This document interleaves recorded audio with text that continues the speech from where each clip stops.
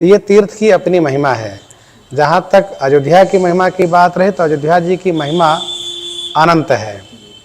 धर्मशास्त्र में लिखा है कि कलप कोटि काशी बसे, मथुरा कलप 50, एक निमिष सरजू बसे, तुले न तुलसीदास। तो करोड़ों कल्पों तक काशी में निवास करें, 50 कल्पों तक मथुरा में निवास करें, लेकिन एक निमेष यदि श्री सरजू जी के तट पर निवास हो गया तो उसकी महिमा को, उसके पुण्य को गोस्वामी तुलसीदास जी कहते हैं कोई तुलना नहीं कर सकता। नहीं किया जा सकता जी। तो ये है श्री धाम अयोध्या जी। जिस धाम अयोध्या जी में सच्चिदानंद घन पूर्ण ब्रह्म परमात्मा भगवान श्री राम जी अवतार लेकर के और सुंदर चरित करते हैं, जो चरित मनुष्यों के लिए अनुकरणीय होता है। भगवान के विभिन्न अवतार हैं, जैसे कि 24 अवतार हैं। 24 में से भी 10 अवतार प्रमुख माने जाते हैं। 2 बनचर 2 बारी चर, 4 विप्र 2 राव, इनके जस गाय के भव सागर तरी जाऊं। उस 10 में से भी 2 प्रमुख माने जाते हैं, श्री रामावतार, श्री कृष्ण अवतार। जिसमें श्री रामावतार मर्यादा पुरुषोत्तम के रूप में अवतार माना जाता है और श्री कृष्णावतार लीला पुरुषोत्तम के रूप में माना जाता है। तो जहाँ पर श्री राम जी मर्यादा पुरुषोत्तम कहे जाते हैं तो इसका मतलब ये है कि यही उनकी लीला स्थली है जहाँ जन्म लेकर के पूरे विश्व को एक मर्यादा का पाठ उन्होंने पढ़ाया जी, संदेश दिया, मर्यादा का संदेश दिया। मर्यादा क्या होती है? जैसे कि मर्यादा ये होती है कि मनुष्य का जन्म हुआ है तो मनुष्य के जैसा आचरण हो जीवन में, मनुष्य के जैसी रहनी हो जीवन में। तो मनुष्यता क्या कहती है? मनुष्यता ये कहती है कि माता पिता के चरणों में प्रेम हो, माता पिता के प्रति भक्ति हो, गुरुजनों के प्रति भक्ति हो। तो भगवान श्री राम जी उस मर्यादा को पालन करते हैं। प्रातः काल उठ के रघुनाथा, माता पिता गुरु नावहि माथा। घर में माता जी को, फिर बाहर निकलते पिताजी को, फिर गुरुजी, जब गुरुजी के आश्रम में जाते गुरुजी को प्रणाम करते हैं। इन लोगों के प्रणाम करके आशीर्वाद प्राप्त करते हैं। दूसरी बात मर्यादा उन्होंने ये सिखाई कि जो भी बाल सखा लोग हैं, मित्र लोग हैं, उनको एक अपने बराबर में मिला के चलना। जैसे भगवान श्री राम जी का अवतार है मर्यादा की स्थापना के लिए, श्री राम राज्य की स्थापना के लिए। तो जो बालक लोग हैं उन सबको इतना बराबर सम्मान देना जैसे कि उनको ये ना लगे कि चक्रवर्ती का बेटा है, मैं इनके बराबर में कैसे रह सकता हूँ, इनके साथ कैसे खेल सकता हूँ। सो नहीं, सबको एक साथ रखते हैं और एक साथ ही नहीं अपितु सबके साथ भोजन करते हैं। बंधु सखा संग ले ही बुलाई, बन मृगयानित खेल ही जाई। एक राजकुमार जैसा कार्य करते हैं, क्योंकि शिकार खेलने से धनुष बाण की जो विद्या ली है उस विद्या का अभ्यास होता है, धनुष बाण का अभ्यास होता है। और फिर इसके बाद जब घर में होते हैं तो अनुज सखा संग भोजन करहि, माता पिता आज्ञा अनुसरहि। तो भगवान श्री राम जी अपने जीवन में इस मर्यादा को शिक्षा देते हैं कि जीवन में पिताजी जो कहें उसका अनुपालन करना चाहिए। कभी कभी जीवन में ऐसा लगता है लोक दृष्टि से कि पिताजी की आज्ञा प्रतिकूल है, लेकिन उसको भी सम्मान पूर्वक स्वीकार करते हुए, पिताजी में दोष न देखते हुए उनकी आज्ञा को अक्षरशः पालन करना, यह श्री रामचरित का विशेष संदेश है। जी महाराज। भगवान श्री राम जी को पिताजी ने 14 वर्ष का वनवास दिया, लेकिन श्री राम जी ने यह भी नहीं पूछा एक बार कि मुझे वनवास क्यों दिया जा रहा है, जबकि कल सुनाया गया है कि राम तुम्हें कल राजा बनाया जाएगा और आज वन दे दिया गया। तो श्री राम जी को ही राज दरबार में आदेश किया जाता है कि कल जो है राज्याभिषेक होगा, लेकिन सुबह को ही वनवास का, और ठीक उसी समय जिस समय में राज तिलक का समय घोषित किया गया था उसी समय बन जाने की घोषणा हो जाती है। लेकिन श्री राम जी की भक्ति देखिए, और ऐसी भक्ति उनकी है कि वह पिताजी की आज्ञा को जब माता कैकेयी से सुनते हैं तो बड़े प्रसन्न हो जाते हैं और माता कैकेयी से कहते हैं कि सुनु जननी सोई सुत बड़ भागी, जो पितु मातु बचन अनुरागी, तनय मातु पितु तोष निहारा, दुर्लभ जननी सकल संसारा। माता वह पुत्र बड़भागी होता है, कौन? जो माता पिता के वचन में अनुराग करता है, प्रेम करता है। सुनु जननी सोई सुत बड़भागी, जो पितु मातु बचन अनुरागी। तनय मातु पितु तोष निहारा, जो माता पिता को संतुष्ट करने वाला होता है वह पुत्र संसार में बहुत कम मिलता है।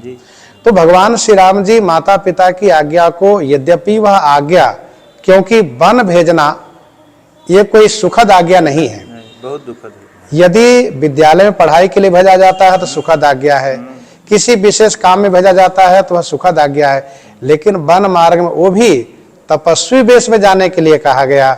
ऐसा वेश कि आप राजसी वस्त्र भी नहीं धारण कर सकते हैं, एक मुनि वाला वस्त्र धारण कीजिए। तापस वेश अभिषेक उदासी 14 वर्ष राम वनवासी। तो ऐसे उस तपस्वी वेश में जाने के लिए आदेश होता है, फिर भी श्री राम जी उस आदेश को बड़ी प्रसन्नता के साथ स्वीकार करते हैं। गोस्वामी तुलसीदास जी कहते हैं, प्रसन्नताम यान गताभिषेक तथा न ममले वनवास दुखत मुखामुज श्री रघुनंदनस्य में सदास्तु सा मंजुल मंगल प्रदा। जिनको राज तिलक सुन करके बहुत खुशी नहीं होती है और वनवास सुन करके विषाद नहीं होता है, जिनके चेहरे पर एक जैसी प्रसन्नता बनी रहती है, वह प्रसन्नता हमारे और आपके लिए मंगलकारी हो। तो भगवान श्री राम जी पिताजी की आज्ञा को इस प्रकार से भक्ति पूर्वक स्वीकार करते हैं, मर्यादा पुरुषोत्तम श्री राम जी, कि वे कहते हैं कि पिताजी की आज्ञा को पालन करने से वन मार्ग में हमें मंगल होगा। विश्व का ऐसा कोई भी साहित्य नहीं होगा जिसमें लिखा हो कि वन देने पर पुत्र कहता हो कि पिताजी आपकी आज्ञा से, आपके आशीर्वाद से वन मग मंगल कुशल हमारे, वन मग मंगल कुशल हमारे, कृपा अनुग्रह पुण्य तुम्हारे, कृपा अनुग्रह पुण्य तुम्हारे। यह है मर्यादा पुरुषोत्तम श्री राम जी कि विपरीत आज्ञा को भी उसको अनुकूल मान करके और उनका आशीर्वाद मान करके वन को चले जाते हैं। और इसी वनवास के माध्यम से भगवान श्री राम जी श्री राम राज्य की स्थापना शुरू कर देते हैं। श्री राम राज्य की स्थापना में भगवान श्री राम जी क्या करते हैं, श्री राम जी उन लोगों को गले से लगाते हैं जो समाज के स्तर से जो सबसे नीचे हैं। संसार में वह व्यक्ति महान होता है, श्री राम जी यही शिक्षा दे रहे हैं कि समाज में वह व्यक्ति महान होता है जो छोटों को गले से लगाता है।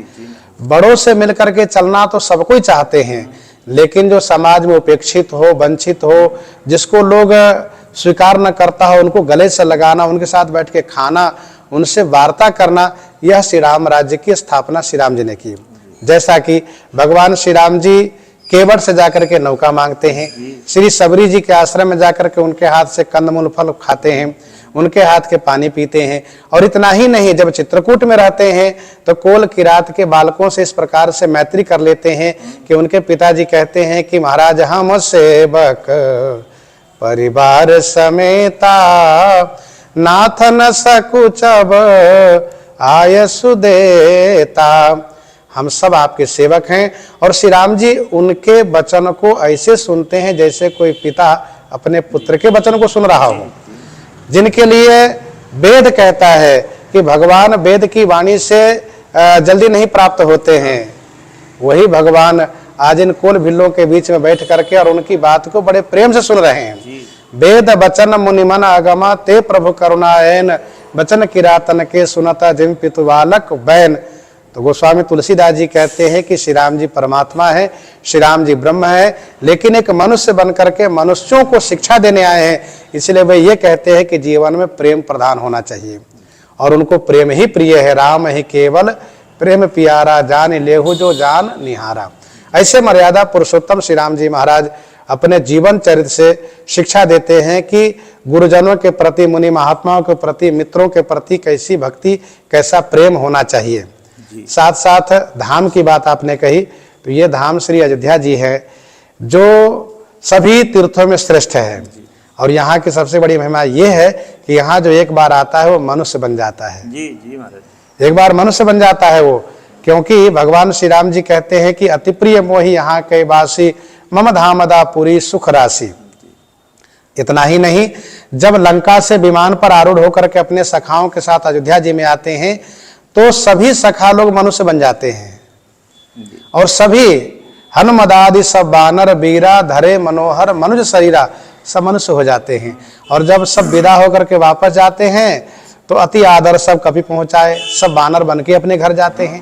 तो ये श्री धाम अयोध्या जी हैं, जहाँ कि कोई भी आता है, बानर भी आता है तो मनुष्य बन करके और एक मानवोचित शिक्षा ग्रहण करता है। और इतना ही नहीं, यहाँ की एक विशेषता ये भी है कि श्री अयोध्या जी में जो एक बार आता है और श्री सरयू जी में स्नान कर लेता है, तो समझना चाहिए कि वह इस पूरे भूमंडल के 3.5 करोड़ तीर्थों का अवगाहन, दर्शन, लाभ प्राप्त कर लेता है। क्योंकि आज भी जिस दिन भगवान श्री राम जी का जन्म हुआ है, वह तिथि जब चैत्र शुक्ल पक्ष नवमी को तिथि आती है, तो उस दिन ब्रह्मांड के सभी तीर्थ श्री अयोध्या जी में आते हैं श्री सरयू जी में स्नान करने के लिए। इस बात को गोस्वामी तुलसीदास जी महाराज ने बड़े स्पष्ट शब्दों में लिखा है। जहि दिन राम जन्म श्रुति गावहि, तीर्थ सकल तहाँ चलिया वही। समस्त तीर्थ चल करके यहाँ पर आते हैं, अयोध्या जी में आते हैं। असुर नाग खग नर मुनि देवा, आई करहि रघुनायक सेवा। ध्यान देने वाली बात यह है कि हमारे आप मनुष्यों के शरीर में 3.5 करोड़ रोए होते हैं, रोम होते हैं। जितने रोम है उतने ही इस पूरे ब्रह्मांड में तीर्थ है। लेकिन हम मनुष्य जन्म लेकर के सभी तीर्थों में जाकर के दर्शन कर लें, स्नान कर लें, ये संभव नहीं है। क्योंकि हम लोग की आयु बहुत सीमित बंधी हुई है। बहुत बड़ी आयु हुई तो 100 साल की आयु हुई। अब हम 100 साल में एक तीर्थ में एक दिन बिताएंगे, 100वें तीर्थ में जा पाएंगे? कहाँ जा पाएंगे? वो भी कुछ बाल्य अवस्था में अबोध अवस्था रही, बुढ़ापे में जरा अवस्था हो जाती है। लेकिन ये श्री धाम अयोध्या जी हैं, जहाँ चैत्र शुक्ल पक्ष नवमी तिथि को जब अयोध्या जी में आकर सरयू जी में स्नान कर लेंगे, तो उसी दिन समझ लीजिए कि सभी तीर्थों का दर्शन लाभ प्राप्त हो जाएगा और आपका जीवन धन्य हो जाएगा। यह है पावन धाम श्री अयोध्या जी। और क्या सुनना है? अब महाराज जी, एक ज्ञान की बात आपसे पूछना है। हम वहाँ नहीं तो आप वहाँ से लीजिए, ठीक है, ऐसे भी ठीक।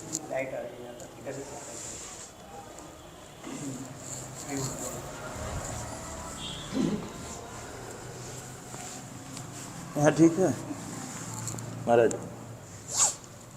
महाराज जी, एक ज्ञान